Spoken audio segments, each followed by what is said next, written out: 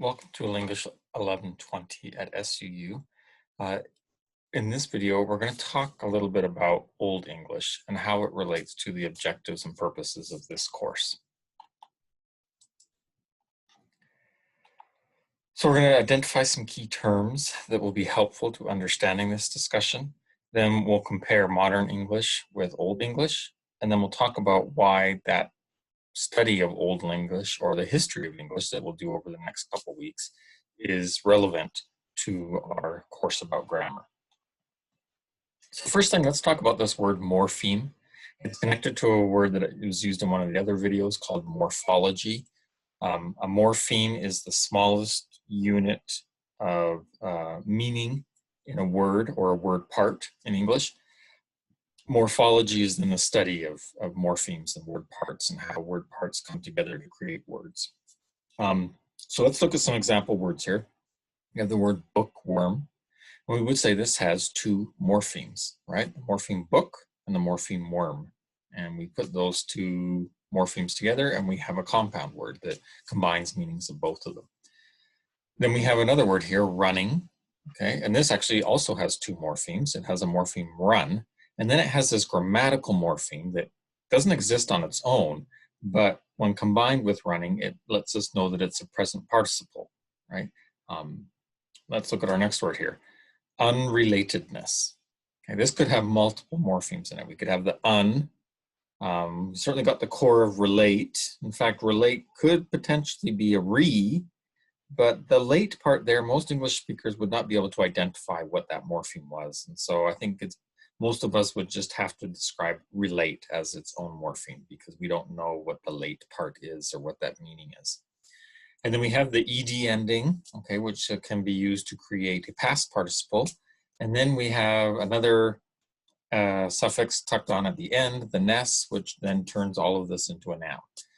Whether this is a frequently used word, I doubt it, but we can use our knowledge of morphemes to make some guesses about what this word might mean. All right, so those are examples of morphemes. And that's how we build words in English, is often by using morphemes and squishing them together. And some words can take morphemes and other words don't. It just depends. As we looked at those examples, there were two different types of morphemes. One of them was the derivational morphemes. We saw more of these probably. Derivational morphemes focus particularly on communicating meaning through a morpheme. And this is kind of like a content meaning. So for example, the un meaning not, or the full in thankful. Derivational morphemes can sometimes change word categories, so nouns to verbs or verbs to nouns, change an adjective into an adverb. There's lots of derivational morphemes in English, lots and lots of them. Inflectional morphemes for English is a much more narrow category, and inflectional morphemes are word parts that we add to words that serve primarily just a grammatical function that help us understand sometimes how words work in relation to the sentence and the meaning of the sentence.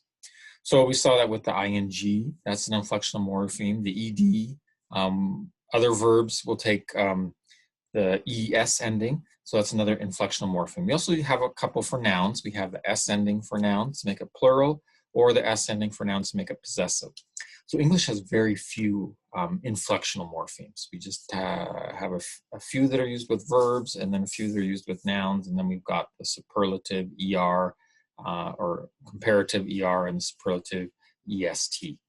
Most of our other morphemes in English are derivational, that we can just start combining things together. As we think about this idea of morphemes and derivational and inflectional morphemes to build words, some languages are what we would call highly synthetic or highly inflected languages. We have lots of these morphemes that we add to build to words. And the grammar and meaning of the sentence, particularly, we would say maybe the word relationship between words, is communicated by these inflections, these inflectional morphemes. So if you want to know which word is the subject, there's probably a marker on that word that tells you which one's the subject, which one's the object. It tells you things about the verb and how things relate, and how adjectives relate to this word but not to this word. So that's a synthetic language. So synthetic means to put together. There's languages that are more synthetic. On the opposite end of the continuum, we might have languages that are more analytic. And so these languages don't use a lot of inflectional morphemes, or none at all. Okay, and in fact, that's why analytic, has to do with taking things apart. So these languages instead have a bunch of separate words, and in order to understand the grammatical meaning, the order of those words is essential. You can't move words around in the sentence because then you won't know which one's doing the action or which one's receiving the action or which adjectives belong with which nouns. But with a synthetic language, there's a lot more freedom to move words around because the order doesn't really matter. The word contains the grammatical information you need to know which things are happening to which other things in the sentence. So examples of synthetic languages would be Hungarian and Finnish. Many Native American languages, including Navajo, are considered highly inflected, so they're more synthetic languages. Japanese, relatively speaking, is synthetic, and Latin. You've probably heard about how Latin has lots of cases. And other European languages as well will have some markers that indicate things like the gender, plural, object versus subject, and other markers like that. On the other end of the spectrum, we have languages that are more analytic, that don't use a lot of these morpheme inflections. Instead, syntax or word order is really important to communicate meaning. So Chinese and Thai are like that, some other South Asian languages, and relatively speaking, when we compare with other European languages, English is fairly analytic. So this brings us to our comparison then of Old English versus Modern English.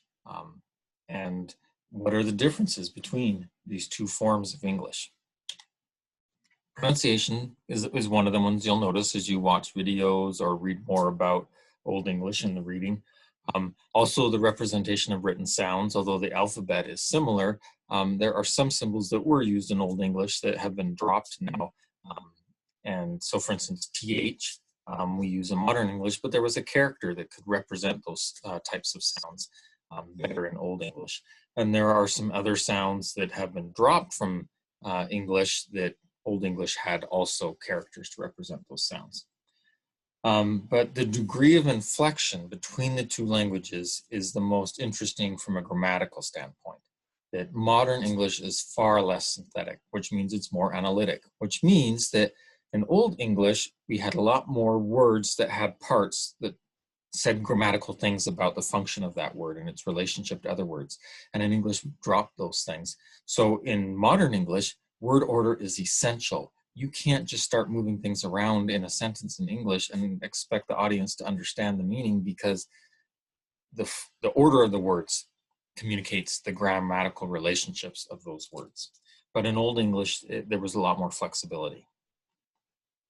So why would we want to bother studying Old English? What value does this have to our discussion of grammar?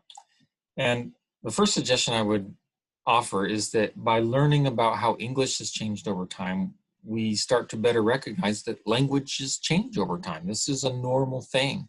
And to impose a rule on speakers of a language and say, you've got to do this, it ignores the fact that what we used to do in English is not what we do now. There's some things that have really changed over time. So we need to be open to the language change and be flexible in allowing things to change.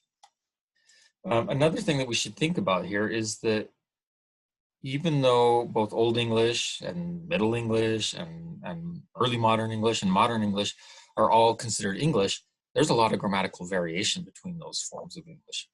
And no one of them is right or wrong. So as you think about comparing different languages in the world and you compare grammar of languages you know with other languages, there is no better or superior system. There's just different systems. Being more synthetic is not better than being more analytic. One form is not more advanced than the other. In fact, we can even see that Modern English is more current and Old English is much older. But that doesn't mean that analytic is better, but it doesn't mean that synthetic is better either. So in our video, we wanted to go over some key terms, mostly the idea of morpheme, morphology, and then inflections, and derivational morphemes, and then especially this idea of synthetic languages and analytic languages. And modern English is more analytic, Old English is more synthetic.